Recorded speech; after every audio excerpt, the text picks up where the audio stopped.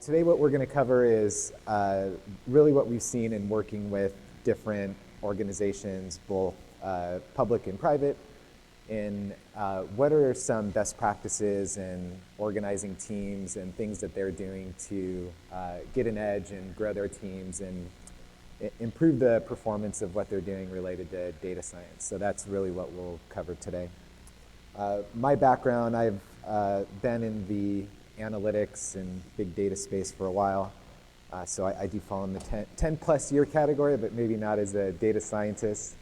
My early experiences working with data science were working in R and working with a team at Yahoo that built out Hadoop. So that was a fun experience to see that from the ground floor and finding use cases for data sets and building models with data that weren't possible before until Hadoop was invented. So it was really, really cool to be a part of that. Fast forwarding to where we are today. So datascience.com, the company was focused on building data science models and doing data science work for companies that we partnered with. The goal of doing that for us was we really wanted to understand what was happening in the sector, how people were building models, what were some of the pain points. We had built the team. We grew from a team of 0 to a team of 50 very quickly. And these are all hands-on data scientists that were building models, delivering outputs for customers.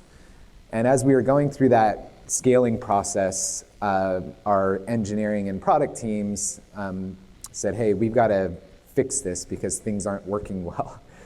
People are redoing work that's already been created. They're conflicting their code check-ins. They're delivering outputs that sometimes aren't scaling the way that we expect them to scale.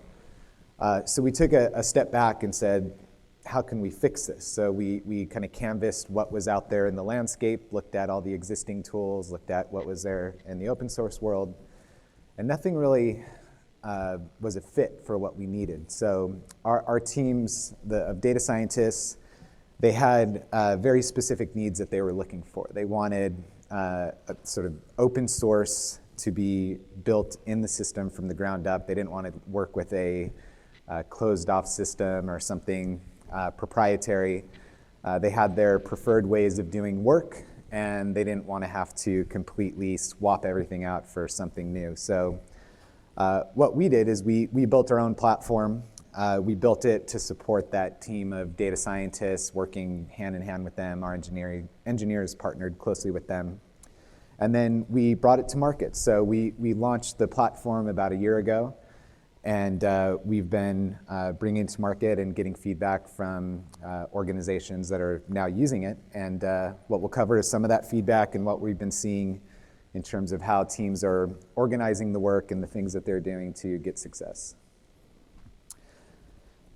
And I think one of the things that we've seen is, the way that companies and organizations are doing data science work has really changed a lot.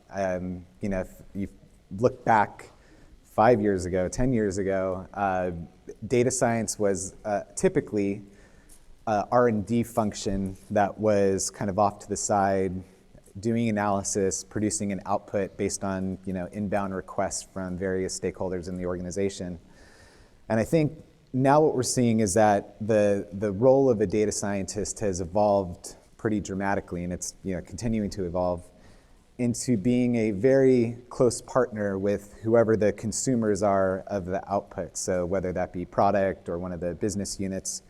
And I think with that, there's this need to bring data science work into the kind of conversation with these teams, expose it to them, show them what's happening, and give clarity into where are we in the development process, and share that with the various stakeholders that might be working in the organization. And it's not a function that doesn't exist anymore in every industry. So I think what we're seeing is that across the board, companies large and small, data science is playing a role. And it may go by a different name depending on industry. So you may be an actuary, you may be a machine learning engineer at a company, but in the end, what you're doing is you're building a model to support a use case for a customer-facing application or interaction. And we're seeing this happen in every industry. So we're seeing it in government entities, we're seeing it in startups, we're seeing it in traditional industries that are looking for ways to automate tasks that maybe historically were done through manual intervention or custom coding that might have been developed. And this idea that data science is central, this is really, I think, sort of where we're at today, which is if you think about any function in an organization, data science is no longer off to the side. It's really helping them perform better. And it's, depending on the industry and what group you're supporting, it's doing it in different ways. In some cases, it might be, the core output of that team is now directly influenced by data science. So you think of, security and fraud detection use cases. I mean, that's a large part what the security team does. It's like, hey, let's find where there's issues. On the marketing side, it's okay, who are our most valuable customers and how do we interact with them? And that doesn't happen today without data science teams being directly involved in the development of how that's executed. There are issues though. I think it's not solved yet. There's the industry and the role and how people are applying data science is still evolving. We've worked closely with Forrester to understand, how are organizations using data science? How are they measuring value out of it? And I think probably not surprising for anyone in this room that pretty much every company thinks data science is a valuable discipline to develop. But there's this gap. 22% can directly tie their data science work to business value. And this gap is really, I think, what a lot of us in the room are here to solve, one way or the other, right? So I think closing that gap is going to benefit everybody. So, how do we make sure that the work that a data science team is directly translated to business value? All the stakeholders understand how to measure it. Everyone's aligned on what the expectations are for the work that's being produced by the data science team. What's your view about the gap? Why do you think that gap exists? That's a very good question. Yeah. So the question was, why does that gap exist? I think this is actually one of the main reasons why this gap exists. It's not the only reason, but if you think about, what does it really take to do a proper data science workflow in a modern organization? And these are typically larger organizations that can afford to build out a data science team. There are a lot of stakeholders. So you have people on the business side that are asking questions and defining, what is the problem that we're working on? How are we going to solve issues in the business on the cost or profitability or customer service side? You have the data scientist, the person that's actually building the model and is responsible for developing the code that goes into the production system. You have data engineers. So these are the folks that are typically getting the data ready for the data scientists, making sure that systems are in place to capture the data that's going to be used down the road by the data scientists. And then you have systems engineers, and that list could go on, but these are folks that are making sure that the infrastructure is working properly, the production systems are performing as expected. If you zoom out from that, you have these human interactions, which in some cases create roadblocks. Like, did the definition of what the business stakeholder is trying to solve get translated properly to the data scientist? When the data engineer envisioned their data platform or their data lake, how did they understand the use case of the data scientist, and did they build something that actually fits with what a data scientist needs to actually build the models? The tools that data scientists use, many of us in the room are very familiar with probably all of these. A lot of them are not oriented to a group setting, and they're typically not oriented to an enterprise setting where you might have, security restrictions or data restrictions. And what we're finding is that there's these, opportunities to improve how you're interfacing with data, how you're defining the environments that these data scientists are working in. When the model is actually done and it's sort of signed off on, how do you actually take that model and move it to the next step into the production system? How do you deploy it? How do you do that in a repeatable way? How do you track those results? How do you understand the history of that model? Who developed it? What data went into it? What version are we on? Which one's performing better than the other? And all of this needs to be collaborative, right? This idea that you can build it in the dark and show up with a model, or click a button and you're going to produce a model, I think is flawed in many ways. I think the organizations that we've talked to and that we've worked with, there needs to be transparency in the model development process. There needs to be open, frank discussion on how did we get to the answer and what are the implications of the answer when the model is being built. So everyone's on the same page when the model is performing and it's in production, to understand why it's performing one way or the other.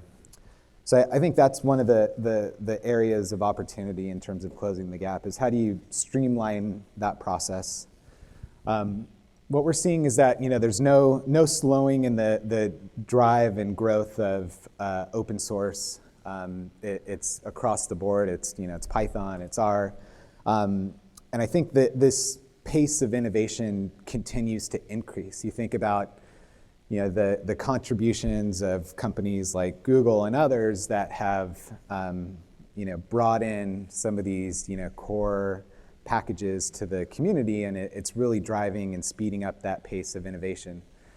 And I think the really interesting thing that's happening now, and it's been happening for a while, is this collaboration. So you have public sector, private sector companies coming together. I'm sure a lot of the folks saw the posters last night on some of these great innovations that are happening in this combination. So we've been working with the National Science Foundation and understanding traffic fatalities and data around that, and I think it's an opportunity to bring together groups for sort of a common good, common goal, and out of that comes innovation, sort of new techniques that can down the road be applied to industry, but also they can be applied in the public sector to improve everybody's lives. So I think it's definitely an exciting time in the category, and it's great to see the pace of innovation that's happening. The rise of Python, as I'm sure many of you are aware, is continuing.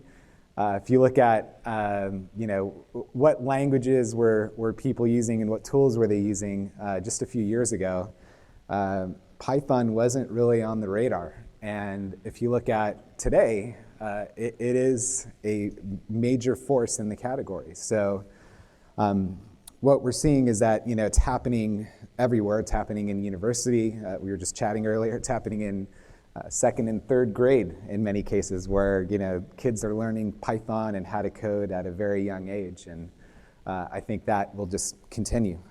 It's really exciting to see. And I think in the end, the solution to how do you get more value out of data science, and how do you really apply these analytics to get success? It isn't just about more tools. It's not about just finding the right Python package to solve some particular thing. I think there's more to it to that, and we've seen data science platforms as being one way of doing that. If you think of the definition of what a data science platform is, it's not just tools. It's really giving this entire life cycle a place for the work to be done in a way that's open, it's transparent, it's collaborative, and it handles that end-to-end process from data integration all the way through to model deployment. And depending on what you're building for your organization, the output of the model may actually just be feeding a dashboard for some end consumer. If you think about some of the more sophisticated use cases, it might be scoring data in real time on massive scale. There's really a similar process that can be followed for either any of those use cases. And what can you do with it? There's so much discussion and hype around some of these topics. Bless you. Deep learning, artificial intelligence, machine learning. How do you actually start using those at an organization? I think when people start investigating these areas, there's sort of pre-packaged vertical applications that are doing things with each one of these technologies that are certainly there off the shelf.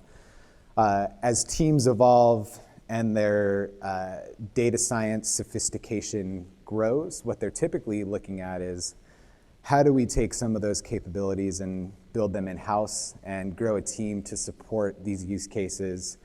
And that's when you start running into some of these roadblocks. So how do you get a particular package to work consistently across the team?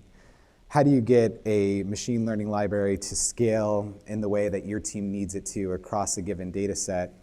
And then how do you run the analysis in a way that's repeatable for the team? And that's where a platform comes in.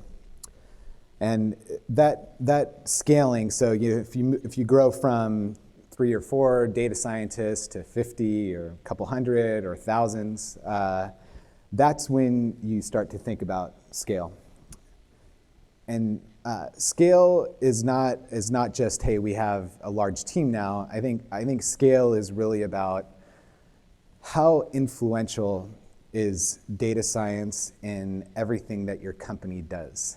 And it's kind of a different mindset. This is the mindset that you'll see if you look at what Google and Facebook and Amazon are doing, but they're not alone, right? I think last night Bloomberg was sharing some of the good work that they're doing, and it's having this DNA and this application of data science outputs and models that are developed to intersect and interact with all of the customer touch points, all of the, in some cases, machine touch points, and having it be a core part of the company's DNA. So I think that's really what scale means to me. It's okay, the team is actually getting results, and those results are being put into systems that are influencing the business. And when we talk to teams, some of these very high performing teams, some of the things that they're doing when it comes to scale. Nobody loves doing planning, but I think planning is one of those key steps. And if you think about the planning process, this isn't just sort of spitballing R&D ideas and moving forward on those. The process for planning brings in all those stakeholders that we saw on that earlier slide. So, defining success of a data science project with a business stakeholder, developing the data strategy for the company in combination with the data engineers and the stakeholders that are involved there, and then laying out what are the goals of these various projects and development that the data science team is doing, and then tying that back to a measurement framework. So what is the success criteria of a data science project? Is it revenue? Is it cost savings? Is it model accuracy? Is it the speed of a model once it's in production? If everyone's aligned on those things up front, there's no missed expectations. There's not going to be this misalignment when you get to the output and everyone says, wait a second, this isn't driving revenue in the way that we thought it would be. So everyone's on the same page on how you do that. So the different areas to think about are, what are the tools and processes that the teams are putting in place to actually do the data science work? What is the infrastructure and environment that the team needs to actually do the development that's required for the organization? And then how does this go into production? So developing the best data science model in the world and building something that's highly accurate and highly performant, but if it doesn't get used, kind of doesn't matter. So I think that's one of the areas that we see these teams doing, is closing that gap. So the tool landscape and what's out there, there are many different options, and it can be overwhelming, especially for someone that's new to the category. What is the best tool out there for a particular problem?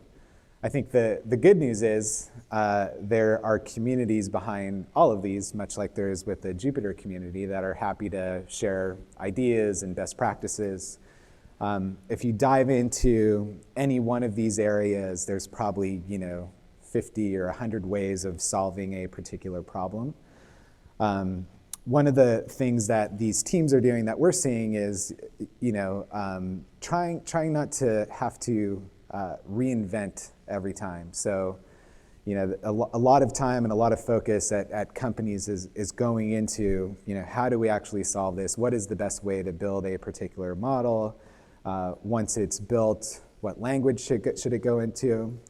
And unfortunately, in many cases, that process happens over and over and over again, because the starting point is always the same. Okay, we need to investigate. How do we solve this?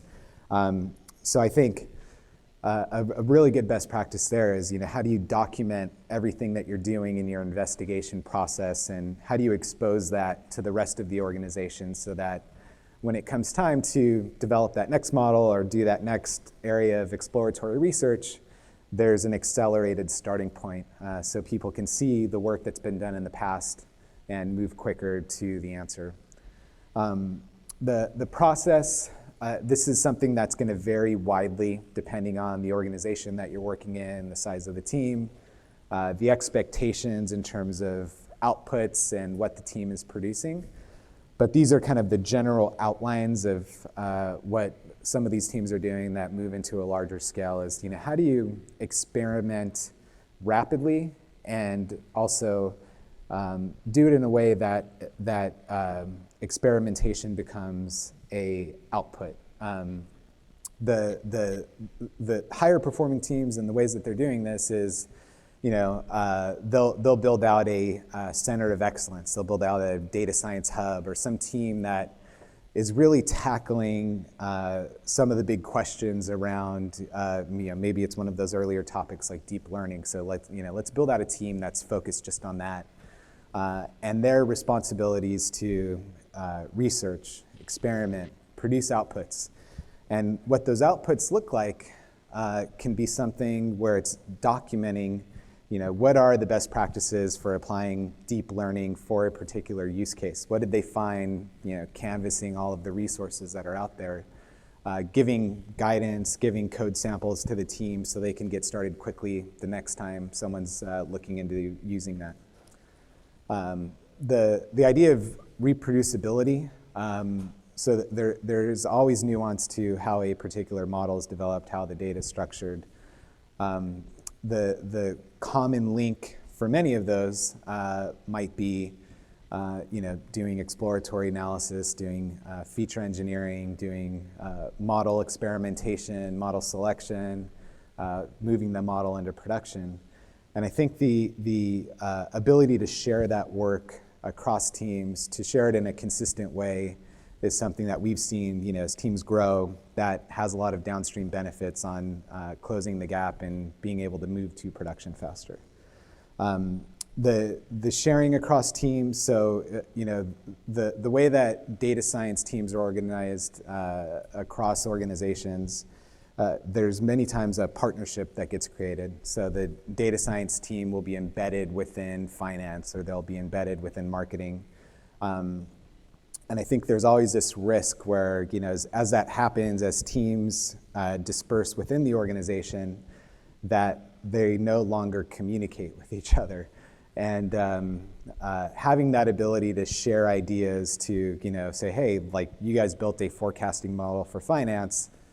Would that work as we're trying to forecast the number of users that are coming to our website?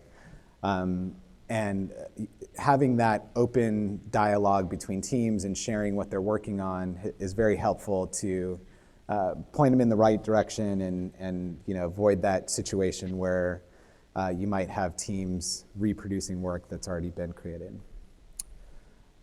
The next piece is the infrastructure side, and I think one of the trends that we've seen is there's a lot of experimentation happening still with cloud computing and using the public cloud providers to handle workloads for these organizations. I think the challenge often comes in, if you talk about a larger team and a larger organization, is how do you actually get access to those resources? You can't, you could, but it's probably not in the organization's ideal situation where you just would put in your credit card and set up an account. That's just not how it works. So there's typically a conversation with the systems team, with the IT team about provisioning resources, about getting access to what's needed to scale a model as it's being developed. And I think that's a really important step in the process, because that will need to happen over and over again. It's like almost a daily need.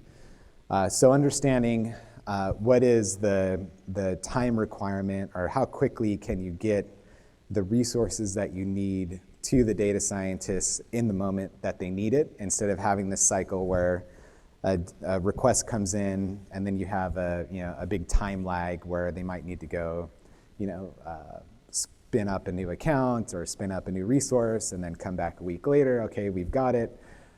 So what you end up with is a data science team that's waiting a lot instead of actually doing the work that they'd like to do. The standardization of environments. So this would be an example where you have best practices established across the organization. So as teams do this development, what they can do is they can say, hey, here is our standard package for solving a certain use case, and expose that to the team. And that gets reused instead of having to reinvent it every time. The access control, the kind of by its nature, the data that data scientists are typically working with is usually the most sensitive data in the organization. So having an understanding of what users can have access to what data up front, and having a conversation with the security and privacy policy teams on what are the rules of engagement in terms of sharing data between projects, between teams, and making sure that that's set up from the beginning is extremely helpful. We've seen in some situations where this policy violation can result in people no longer having jobs, or companies ending up in trouble. The idea of moving to production. So, how do we get data science work that's been developed out of the background and into the foreground? How do we move it into a system that is going to be used to engage with our customers? And this really is where this change has happened, where this is no longer just producing an insight, it's producing what the company does. And in this process, there's often tasks that happen over and over again. So, an example being, once your model is complete, you need to check in that code to GitHub, as an example. How do you make that process automated so someone doesn't have to write a script every time, and they're probably creating their own script every time. Once the model moves into a production system, having an eye towards closing the loop on that model. How is it performing? Is it living up to expectations? Is the model giving us answers that everybody believes in? And are the results matching what the goals were when you initially set out to build that model with the team? And then constant improvement. So, there's often teams, there's always this desire to keep building and build something new. I think certainly,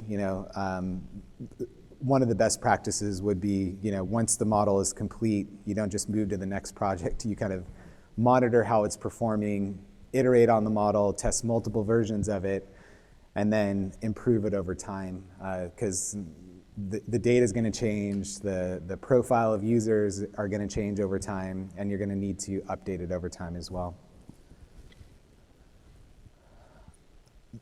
This idea of exposing all the work, if you think about the various stakeholders, especially people that might be the business unit leaders or leaders of organizations within the company, the exposure of what's happening in data science has typically been fairly limited, other than they may get a quarterly update or some update as a project's being developed.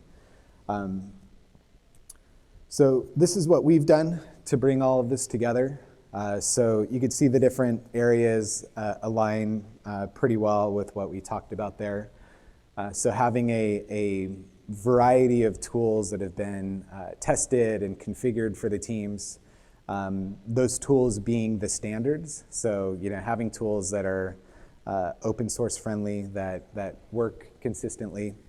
Having the outputs be structured in a way that's intuitive for the team. So, those outputs being APIs, they could be dashboards, they could be apps, they could be reports, but delivering them in a way that is simple to use and understand for anyone on the team. The infrastructure side, so I think Docker has been a sea change in the industry where the idea of having flexible compute resources anywhere is now a reality. So, using the systems that are in place for security, for user identity, system logging, and connecting it to both public cloud and internal infrastructure environments. The tool alone isn't enough typically. So if you think about the data science team, there's certainly the roadmap development, there's the guidance on what are the priorities for the data science team. So when we're working with customers, we assign a team to support them on that development and understanding, like, how do we get everyone organized? How do we align the team on the priorities, and how do we measure success? That can also be done internally. So this idea of setting up a center of excellence or a team that's a data science hub can also establish those for your team. And then what can you actually do with it? Once you have these models produced and you have outputs, this list is just an example. There's probably hundreds of these that can be talked about, but you can see it's a mix. So in some cases, the actual end product that a data science team is producing is influencing a data pipeline. It's doing some ongoing transformation work of data. It could also be a full-featured application. This is something that when people click a button or when they arrive to a mobile app, it's going to decide what gets served to them. So there's various outputs that the teams are producing.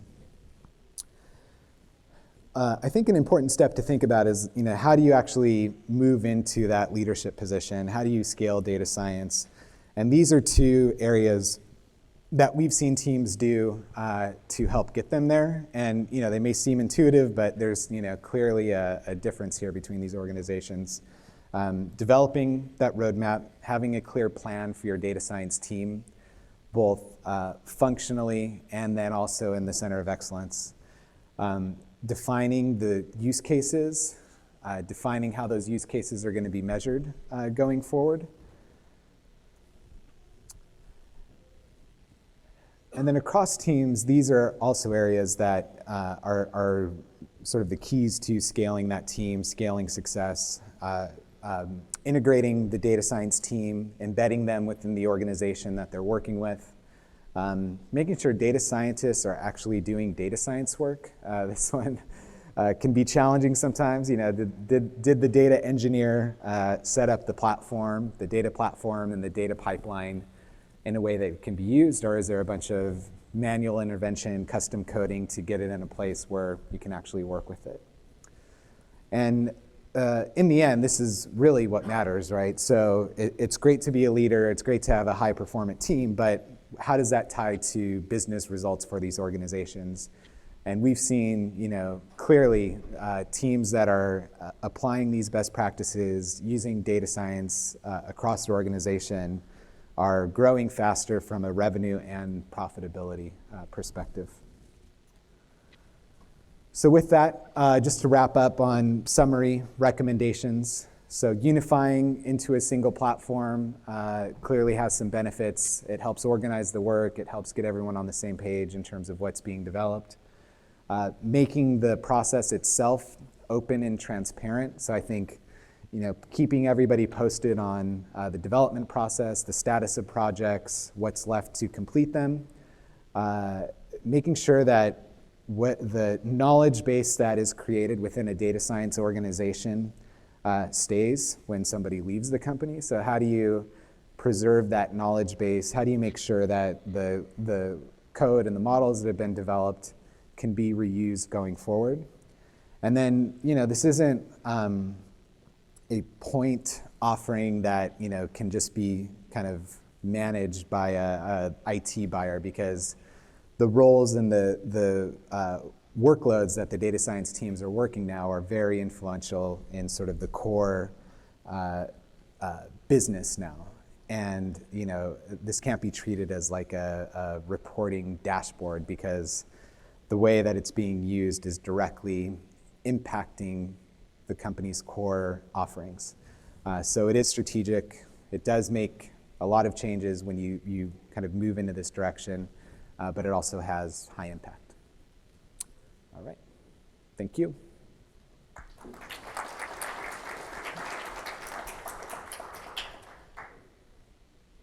for a very nice talk. Do you have any questions? Can we get a copy of this slide? Yeah, I'm not sure if they posted, or if you give me your card, I could send it to you. Yeah.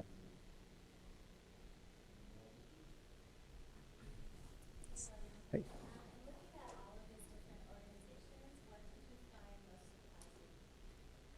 So I would say the most surprising thing for me was the lack of cloud adoption, to be honest. That was, I'd say, that one of the most surprising things, because my background is in cloud computing and embracing that. And I think I understand why it's happening in a lot of these organizations, where there's sort of a resistance to move sensitive data, and but that was really surprising to me. It's like the lack of cloud computing adoption within data science teams. It's still very, very limited today.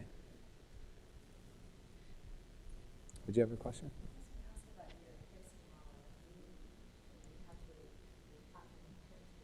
Yeah.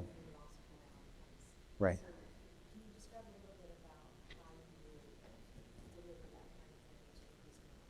Right. Right. Yeah, it's a good question. Yep. So the question was on our pricing model, and if you have a hybrid customer that's using cloud and an on-premises infrastructure, how we support them.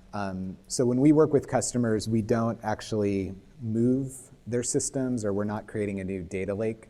The way that we typically work with them is we're deploying our platform within their environment. So their choice of infrastructure or cloud compute resource, it's really done within their accounts. We're not hosting it for them.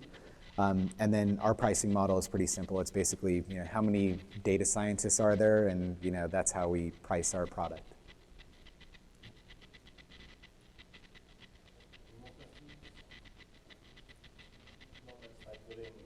Yeah, thank you.